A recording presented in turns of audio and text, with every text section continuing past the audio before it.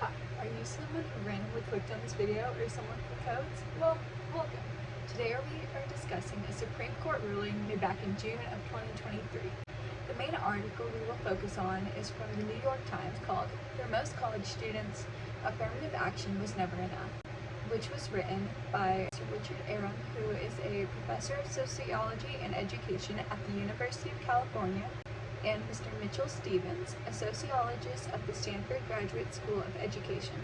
For a bit of background information, in the 1960s, race-based affirmative policies began to grow under the Johnson administration. As part of the civil rights movement, these were put in place to combat the discrimination that was previously put in place to promote diversity in things like education and employment. The goal was to improve the opportunities for historically marginalized groups of people. Okay, so that all sounds great, but what about the Supreme Court case? So, most people are of the belief that having racial preferences when choosing applicants is illegal, but promoting diversity should definitely occur. So, they decided to do this by focusing on non-racial factors such as income and geography.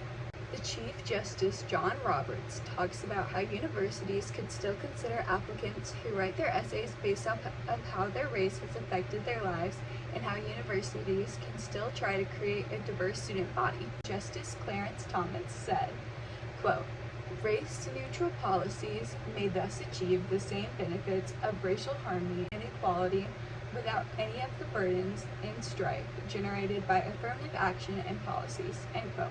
The Supreme Court chose in a 6-3 vote that by basing admission preferences on socioeconomic or geographic factors would be the perfect compromise for everyone.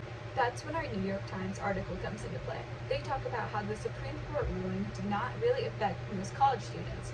This decision does affect the diversity of future classes for those like Harvard, University of North Carolina, and other highly selective institutions.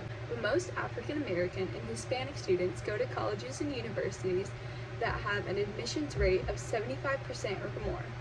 The article says that the main minority that would be affected by this court ruling are Asian students, who are likely to attend elite universities with an acceptance rate of under 25%.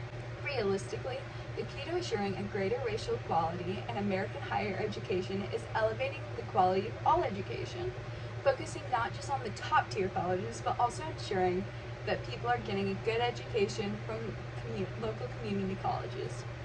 On screen now, and linked in the bio, are articles I used in this video. Thank you for watching, and goodbye.